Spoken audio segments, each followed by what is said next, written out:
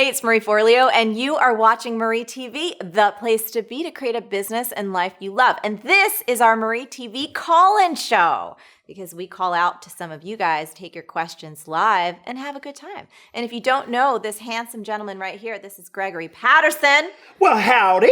See? This is why we love him. Not only is Greg one of my dear friends, but he's also responsible for beautifying the her.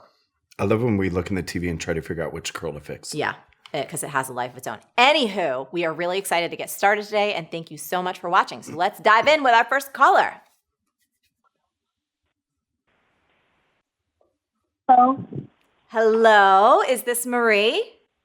Yes, it is. Is this Marie? It's Marie Forleo. How you doing? I'm doing good. What about you? I'm doing great. Well, you are on live on the MarieTV Live Call-In Show. All of Team Forleo is here, and we're really excited to talk to you. What's your question today? Well, I'm an anthropologist. I specialize in the anthropology of health and indigenous studies. And I love my job. I love what I love my work. But I've been struggling with making a decision with the rest of my career. I don't know if I should do a Ph.D. in anthropology or if I should pursue a dream that I've had since I was a little girl to be an astronaut. And I had put that dream on the back burner several years ago because I had glasses and bad vision. But now it turns out that I could get my vision corrected with laser surgery. And ever since I had my kids 2 years and a half ago, I've been kind of having like this existential crisis. I don't know what I should do with my career and my life, and it's been really hard to make a decision. Yeah. Well, first of all, congratulations on your child. And I'm so happy that you asked this question because this is something really common. Not only that I've heard before, but I know people struggle with at so many different points in their lifetime.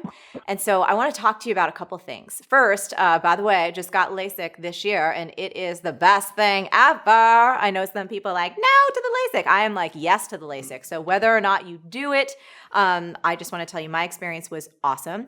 Second of all, as it relates to your career and what we do in life, there's a quote that has been attributed to Mark Twain that is one of my favorites, and I'll paraphrase it.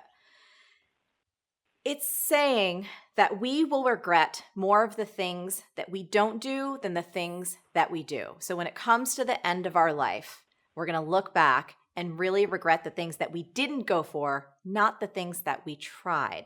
So I'm curious, Marie, does that resonate for you, that quote? It does. And I mean, I do know that I think I will regret it later in the future if I don't try to study to be an astronaut, if I don't try to work towards it. At the same time, it's a hard choice because I do have a PhD lined up for the fall, for next September. I have two great supervisors and funding opportunities, and I do like working in anthropology a lot. I would like to be a professor, and it's hard to put that on the side to start studies that will take several years. And then, the recruitment process to be an astronaut is extremely difficult. And out of thousands of applicants, they pick 2 to 4 every year, not every year, every 7 years. So that's why this decision is so hard to make. The chances that I will reach my goal are slim at best. And I already do have a career that I enjoy. So that's why it's So a little practicality. I know I'm interrupting you, but I'm curious. You said a piece of information that I was unaware of, which is that they accept applications every 7 years. Is that correct? Yeah. Yeah. So why not go kick some major friggin' ass in your PhD now that you have that lined up, and also start kind of setting the pieces in place so that the next round of 7 years, whether that's coming up shortly or it's the one after that, that you dive in and give it your best? Well, if I want to apply, now I think the next process for recruitment is in 5 years. I need to have at least a bachelor's degree, which is 3 years of study, plus 3 years of work experience to be eligible to be recruited. That means 6 years of work. So in theory, even for the next recruitment process, I'm already late. And working on, taking science classes and doing a PhD in anthropology while being a mother to twins. I have twin girls. It's a big investment. Sure. So that's why it's a very hard decision to make. Okay, so even just by talking to you, I can hear in your voice, it sounds like you're actually more committed to the PhD program than you are to the idea of being an astronaut. So I'm curious, would you just be willing to make a choice that, like, I'm going to go kick ass in my PhD? And it's not that you're, disappointing yourself in this dream of being an astronaut. You're making a proactive choice about what's best for you right now as an adult woman. This dream that you've had since you were small, right? Because that's the one, to be an astronaut. You had that dream, but you also didn't have the life you have now, which is twin girls and a career that you keep telling us that you love. So what if the solution is actually about setting yourself free and embodying the dream for your life that you have in this moment rather than one from the past? Sure, that makes sense. I can hear your heartbreak. Well, here's the thing that I know, Marie. You continuing to go on and torture yourself is not going to do you any good. It's not going to do your girls any good. And it's not going to do yourself any good to go into this PhD process with one foot in your astronaut dream and one foot in the PhD. Because you're going to torture yourself for the rest of your life. And I don't think that's a great place to live. And I don't think it's very useful. True, and I have been juggling with, the decision for several years, as I said, and it's a hard choice to make because it's such a big investment to change careers at this point. And, in both cases, it's a sacrifice. So I guess you're right. It's just about making a decision and moving on. Yeah, and I can hear the emotion in your voice, and that's okay. And here's the thing, Marie. Just because you're deciding not to go after the astronaut dream right now doesn't mean that you won't find an opportunity or a way to work in that field in the future. You don't know what's coming over the next 5, 10, 15, or 20 years as it relates to both your life and as it relates to the sciences and how things are going to progress, the people that you could possibly meet, or where your life could take you. So what I want to help you avoid doing is just confining yourself to a very limited idea of like what your life is going to be about, and really choose the PhD program from a place of joy and see how, who knows, you might engage with a space program a little bit down the line. Sure. I mean, I think it makes sense. And I think it's, it's a good attitude to adopt. I used to not worry so much about making decisions like this. And it always worked out beautifully in the past. So tell me about that. Wait, I'm interrupting. Before you go on, tell me more about that. Well, I used to kind of like ride the wave, surf the wave, I would say. I didn't worry too much about decisions regarding my studies or my work. And it always seemed like life was taking me where I needed to be. I would, go on a trip and discover I had an interest and then choose to take some classes following that. And then that led me to anthropology. And then when I decided to do my master's in anthropology, it was also kind of like an, quick decision on a whim, and it turned out great for me. Several of the contracts that I've done have also been kind of like surprise opportunities, and it always worked out great. And it's been the same for my personal life, not just my professional life. And it's just ever since I've been kids, I've been more worried about the impact of my decisions, and riding the wave has been a little bit more stressful. I felt like I had to make more strategic choices. Mm-hmm. So you've rode the wave your entire life and it turned out beautifully. And so right now it feels like you're just on the precipice of perhaps a new adventure that can be even more free than anything that you've experienced before. So I got one more question for you. Really curious. How does it feel in your body if you imagine yourself gently releasing this old idea of who you were supposed to be that you had as a little girl and embracing the fullness of your magnificent life right now? How does that feel in your body? It's a mix of stress and joy and freedom, I guess. Mm-hmm. Does it make you excited to think about putting yourself totally into moving into this PhD program and knowing and trusting and having faith in the universe that this is the next best step for you? I don't think I'm quite there yet. Okay. I want to be. And what's stressful about this decision? Well, it's just... it's not stressful to start the PhD because I know I'm going to enjoy it. It's going to be, a really interesting project.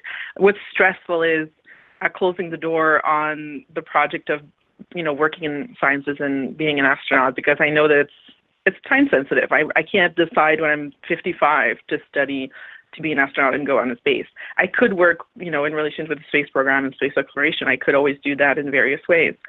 But if I want to try to be an astronaut, I have to do it sooner than later. Okay. So just out of curiosity, what does it feel like to drop your entire career and focus 100% on going for your astronaut dream? How's that feel in your body? I mean, it feels exciting. I would be a little bit worried about it because I did take science classes in the past, and although I loved it, it was a lot of hard work. What worries me the most about it is the fact that I have responsibilities towards my kids and my husband now. It would be a big investment. That's what's stressful about it, in time and money and effort. But I guess it would be exciting. And are they behind you? Is your husband behind you if you wanted to go towards the astronaut career? Yeah, he's behind me, whichever option I choose. Mm-hmm. You're really interesting, Marie. You like being in this state of having one foot in both places because honestly, your voice lightens up and your energy lightens up when you're talking about going for your big dream of being an astronaut, just as a reflection. Mm-hmm. If you were lying on your deathbed and looking back on your life and your kids are healthy and your husband was by your side and you knew you were about to pass, what do you see behind you? I would see that I had a really cool career in anthropology, and I tried to do a lot of important work. And I would see that I didn't go for my dream and of being an astronaut. I would see that I had a great family and great kids and a great husband. And I had the chance to travel a lot, which I'm grateful for. So when you look at not going for that astronaut dream, is it a big deal? Again, you're thinking about this as really stepping into the last day of your life on Earth. Yeah, I think so. You think it is a big deal that you didn't go for it? Yeah. Okay. Now try on a different future. What if you did go for it? Well, I might or I might not succeed, but at least I would have tried. Would you be proud of yourself for trying? Yeah. Would you be okay if it didn't work out? Yeah, because at least I would have given it my all, Interesting. Really interesting. How do you feel now about moving forward? Is one more clear for you than the other?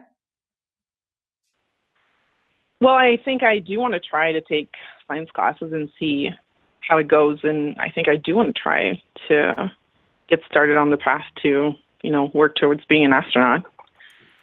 Okay, I'm cheering. I'm holding my hands up. I know you can't see me.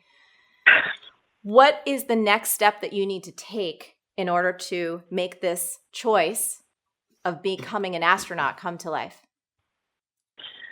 Well, I need to call the university in my city and see which classes I have to take to be eligible to enter a program in sciences. Okay, what's that going to take? Like 10 minutes? Yeah. Okay. I want you to do that and then write back to us and tell us how it went. Okay, great. Cool. Yeah. So I'm basically talking to a future astronaut right now, which is really, really exciting, Marie. Let's hope so. Oh, well, yeah, let's hope so. But more importantly, let's work towards it. Mm-hmm. True. Awesome. Well, I don't know if this was helpful for you, but I know I really enjoyed talking to you. And the one piece of advice I would give you is to really get quiet, look within yourself. And if this is what you want to do, make the choice and stop torturing yourself with having one foot in one place and one foot in the other, because you're not doing yourself any favors. You're certainly not getting closer to your dream of becoming an astronaut, and you're not getting yourself on another path either. It's the indecision in life that kills us. True.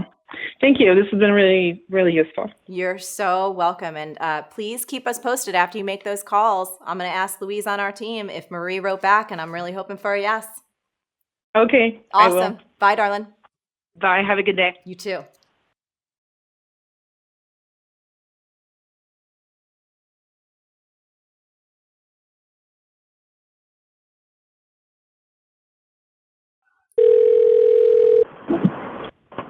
Hello? Is this Angela? This is. What's up, Angela? It's Marie Forleo. How you doing? Hi, Marie. How are you? Oh, I'm so good. So you're on our live call-in show. We've got Team Forleo here, and I'm really excited to see if we can help you. What's your question today, darling? Okay, so I have a catering business. So my business is a product where I'm always having to, purchase food. It's not like a one-time thing. Yes. And, I really want to stick with quality and not compromise. Where I live, I actually cater out of a really cool space. It's a 2-story art gallery. And part of the problem that I'm having now is the people that are local are looking more for price, and they don't really care. They're not big on, quality and organic and grass-fed and things like that I really believe in. Yep. And I believe in what I do, and at the same time, I'm really working hard to try to get to more centers because I feel like their clientele would appreciate what we do there. Yep. So I'm trying to figure out how do I not compromise but still stay in business with the people around me until they build up and start attracting the clientele that will get what we're doing. Got it. So I'm going to restate it because we have a little bit of audio challenge.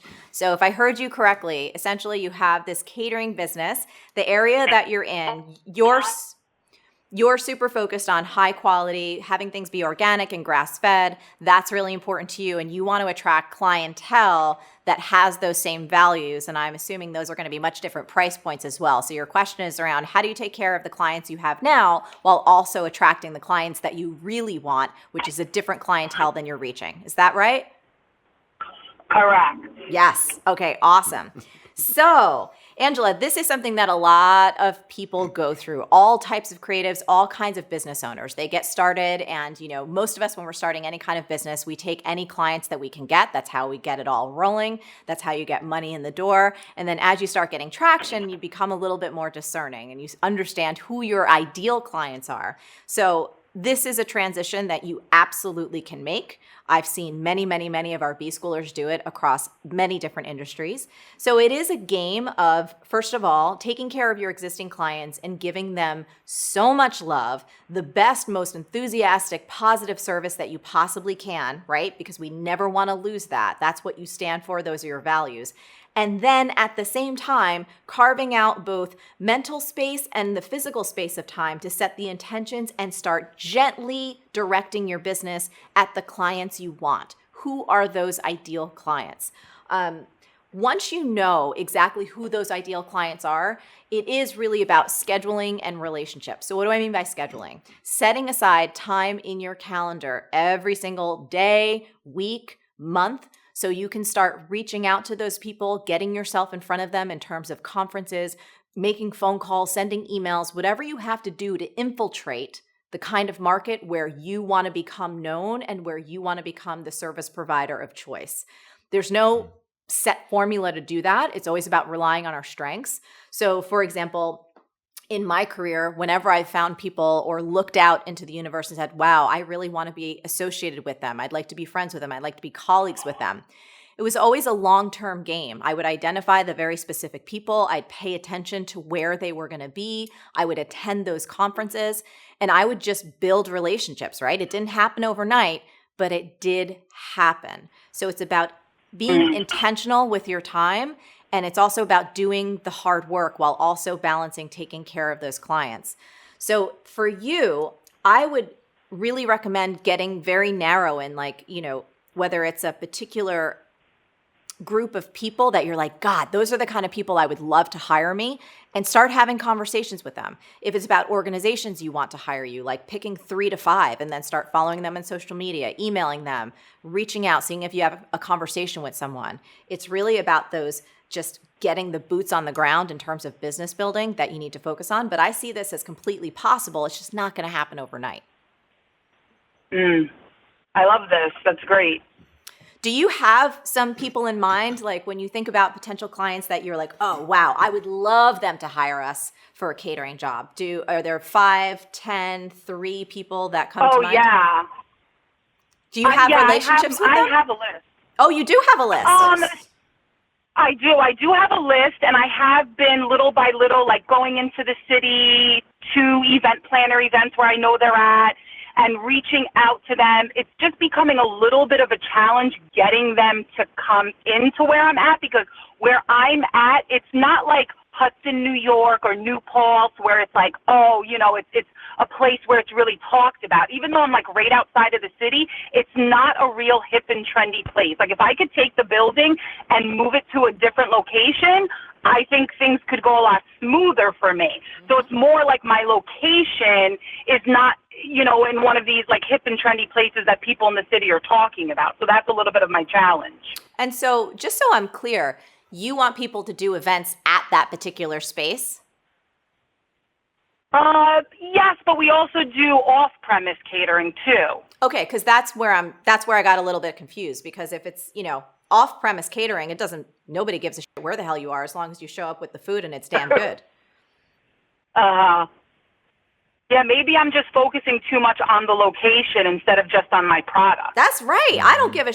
Like, just to be honest with you, I'm someone who's busy. And, you know, if I was looking for a caterer, I don't really care. Like, you could be in a real cool space and I'd be like, great, girl, that's awesome. But you know what I care about is your kale chips are dope. Like, I want to have that grass-fed beef and those sliders just be like on friggin' point. I want you showing up with that quality, that great attitude. I want to make sure that I have the best nutrition. Everything is organic. You could show me pictures on your phone, your gallery all day. I'd be like, yeah, and where's my damn food? So stop trying to get people out to this great place. If what you really want to focus on is pleasing them, put your attention on them and where they want you to where they want you to show up, whether it's in the city, whether it is in New Paltz, you know, wherever we want to be. But that's what I would do if I was you. And I've been on your site.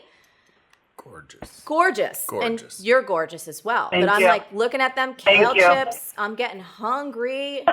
It's awesome. So Those kale chips, though. Yes. Exactly. All this great organic food, you guys, and there's brownies. So it's Halo and Horns Catering. We'll put this at the bottom so people can come check it out. But Angela, stop focusing on the space. Start focusing on the people. Thank you. This gave me a lot of clarity. And I want to tell you, I am a student of B School and the Coffee Cure. Woo! And you give so much value for the money. Like, I feel like I never have to buy another thing. I just go back to one of the courses and find what I need. I'm doing the Running Man right now. I'm doing the Running Man. You'll see it. Angela, thank you. I had no idea. I didn't even know that you were in our community, in our customer community. So thank you. And thank you for those words. And I'm just telling you, your stuff looks incredible. Insane. Really, really insane. So focus on those relationships. Turn building relationships into your full-time job when you're not taking care of your existing customers. Okay. Thank you so much. This helped me a lot. You're welcome, darling. Thank you. Bye, Angela. Okay. Bye-bye. Don't cross this line. There's many lines that I do cross, especially with Hello. you. Hi. Is this Crystal? This is Crystal. Hi, Crystal. It's Marie Forleo, and you're live on the MarieTV Call-In Show. How you doing? I am trying not to freak out. This is very exciting. No, freak out. We're going to freak out. Great. Come on. We're freaking out. Freaking out! Okay, so we just freaked out with you and for you. So you can totally feel free to freak out, too. Well, I'm at my 9 to 5, so I have to keep it. Oh, you got to keep it silent. She's like, girl, I'm in a cubicle. Okay. I can't. Like, well, I just have to say, Crystal, your voice is like tremendous. You have an amazing voice. Just have to tell you that. Thank you very much. You're welcome. So, Crystal, tell us about your question, and we'll try and keep it together, and we'll try and not to make you freak out since you're at your 9 to 5. Talk to us. Well, my question to you, which I'm completely honored that I would even be considered for this opportunity to speak to you. I am a chef from trade, and I have been a buyer for a food service distributor for, I don't know, as long as I can remember, 10 years now. And I would like to transition into something more at heart with my local community because I have this amazing island that I live on. I live in the Cayman Islands, and I live in Grand Cayman, which is the largest island in the Caribbean, or Cayman Islands, Caribbean. And my question to you, I love personal development, but I suck at follow through. Total truth. I am currently raising 3 young girls and want to model success by example. Having trouble putting my great dreams of owning my own business as a restaurant and local agriculture consultant into an action plan. What action triggers do you set to get your butt up and start making it happen? Yes. All right. Well, Crystal, great question. Thank you for everything that you shared. Just as a point of clarification, do you want to start a restaurant, like a local restaurant, and also become an agricultural consultant? Or are those two things, you consider them one? I want to consult restaurants. You want to consult restaurants. Okay. Great. Right. Okay, good. So here's the big message that I have for you, and this is for everyone. Well, first of all, we're going to put links below this episode, and I know you're a fan of the show, but sometimes, we've talked about a lot of things over the years, and we have many episodes about follow through, and we're going to put those links because I want you to have those mofos on repeat. So that's as a little aside. We're going to make sure that you get that. But the big message I want to say to you, my friend, is simplify to amplify.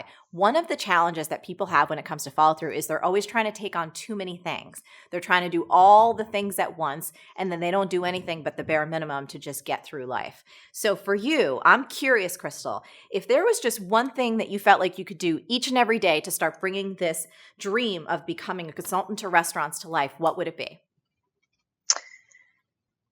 I think make the right relationship connections. Yes. I'm going to stop you right there. networking. I'm going to stop you right there because that's exactly where I was going to go with you too. Relationships, especially when it comes to this business, are everything. Question: do you have like a hit list of people that you would want to develop relationships with locally? I'm building it. Great. How many people Currently do you have building on it right now? I would say probably about 5. I want it to make it more like 100, I think. Mm-hmm. So what you could do, Crystal, is you don't have to wait until you have that list of 100 people. Literally, either today or tomorrow morning, you could just start making phone calls and developing those relationships. Like whoever those 5 people are, call them, email them, send them a DM on Instagram, send them a soak smiggle, go to their house, knock on their door, whatever you need to do, and say, hey, I'm going to take you out for some tea, or I'd love to have some coffee, or whatever you have to do to start getting into those conversations, do it. The whole idea of starting before you're ready is one of the concepts that has changed my life so drastically. So between that and simplify to amplify. So the simplify to amplify thing is don't try and do too much. Don't try and build some fancy ass website. Don't try and get proposals together and, all these different things that people do that they think that they need in order to launch a business. You don't need that. All you need is to make an offer to someone and for someone to actually say yes. You don't need anything besides that. And the way that you're going to get to that place is, as you rightly said, through relationships. So don't wait until you have 100 names. Start with the 5 that you got and then keep adding names on. So for example, if I were you, I'd start knocking on those doors virtually, metaphorically, physically. The first person that you talk to, have a conversation and ask them who else they know that they think you should talk to. Does that make sense? Right. Yes, that makes perfect sense. And do not let yourself overthink this. At all. That's one of the other places that we all fall down. We overthink it. We want to get it perfect. We want to have everything together.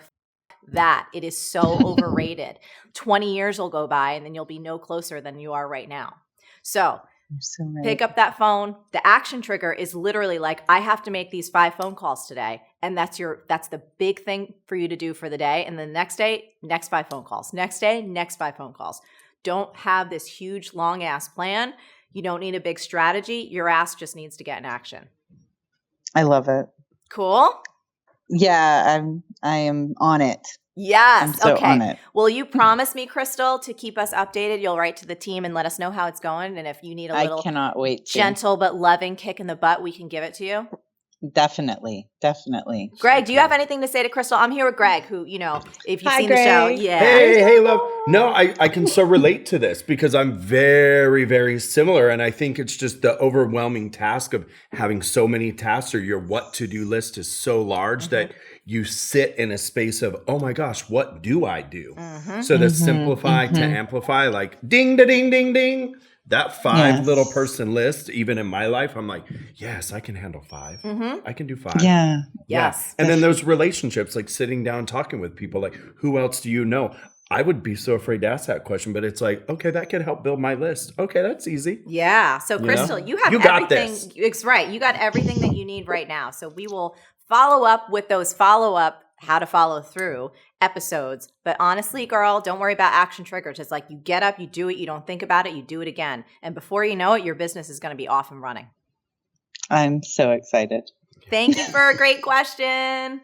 Thank you for choosing me. I love you guys. All right. Love you back. Bye. Say hi to the islands. Bye.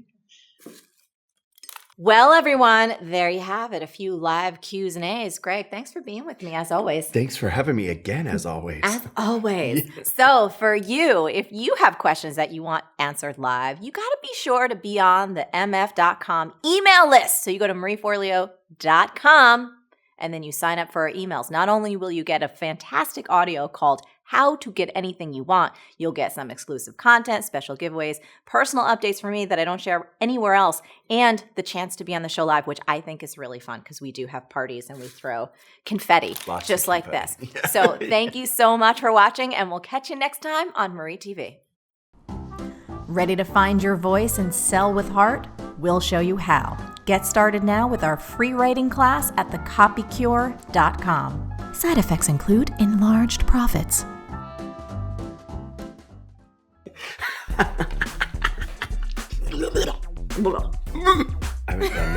haven't done this since 6th grade. Got it. 2 chefs and an astronaut. That's what we'll call this episode.